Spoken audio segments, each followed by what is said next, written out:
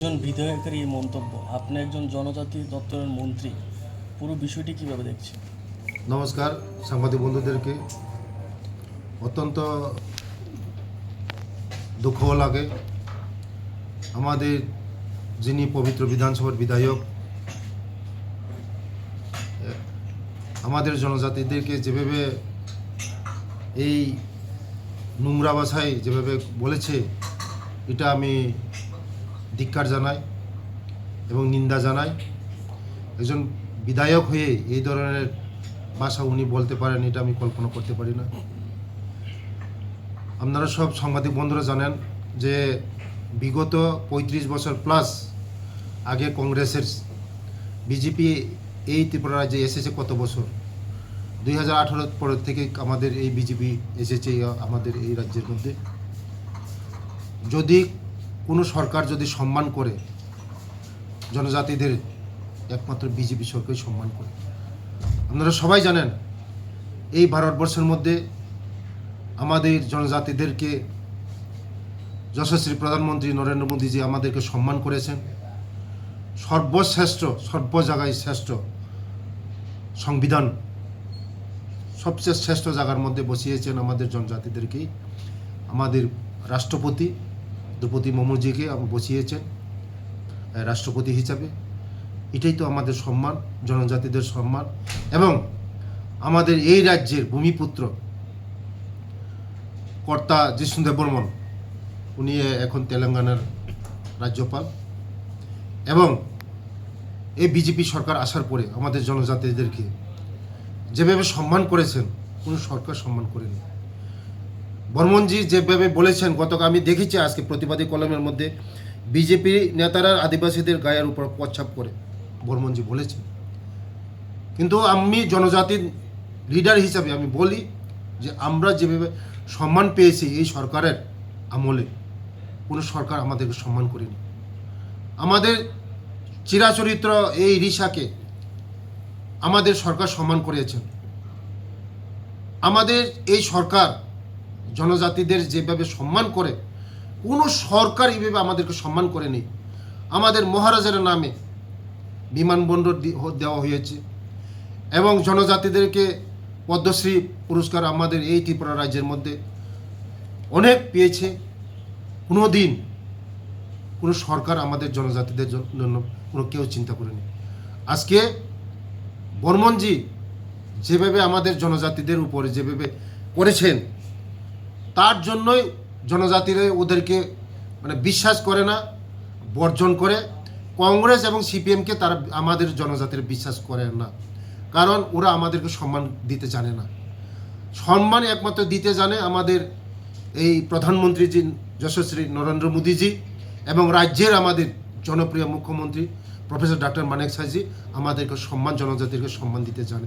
তার জন্য আজকে জনজাতিরা বিজেপির উপরে বিশ্বাস করে, মোদীজির উপর বিশ্বাস করে, মানেক শাহজির উপর বিশ্বাস করে। কারণ কোনো দিন আমাদের এই অসভ্য ভাষা গালিগালাজ করে নাই জনজাতিদেরকে আমাদের বিজেপির লিডাররা। আমাদের কোনো দিন নিন্দা করে নেই, সম্মান অসম্ভব সম্মান করেছেন আমাদের জনজাতিদেরকে। আগামী দিনে আরও সম্মান পাবো আমরা, কারণ আমাদের রাজ্যে যেভাবে এগিয়ে চলছে আমাদের মানিক শাহজির নেতৃত্বে। গত ৩৫ বছর কংগ্রেসের আমলেও আমরা জনজাতিদের জন্য শিক্ষা তারা চিন্তা করেনি। আজকে আমাদের সরকার আসার পরে 2018 পরে আসার পরে, আগে ৩৫ বছরে সিপিএমের সময় 4টা একলব্য স্কুল ছিল, এখন বর্তমানে এখন টোটাল 21টা স্কুল হয়েছে।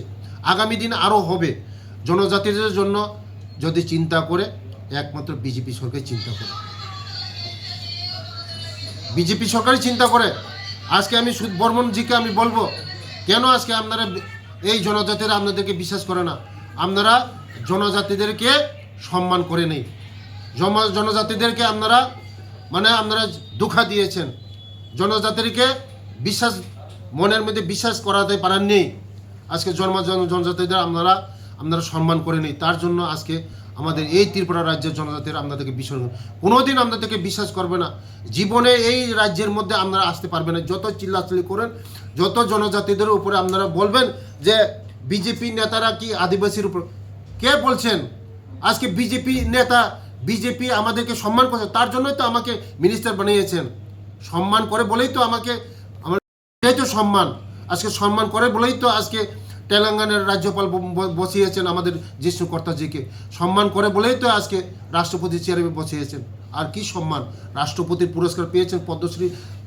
আমাদের এই রাজ্যের ভূমিপুত্রের মধ্যে কোনো দিন আগে রাষ্ট্রপতি সম্মান পেত না।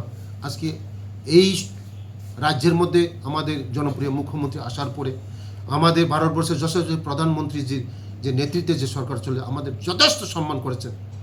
যে বলছেন বিজেপির নেতারা এই আদিবাসীদের উপর গায়ে প্রস্রাব করেন, এটা আপনারা তাড়াতাড়ি উইথড্র করেন, না হলে আমরা করা অ্যাকশন নেব। তাড়াতাড়ি এই কথাটা উইথড্র করেন। জনজাতিরা কোনোদিন ছাড়বে না, জনজাতিরা কোনোদিন ছাড়বে না আপনাকে। তাড়াতাড়ি ওই কথাটা উইথড্র করেন।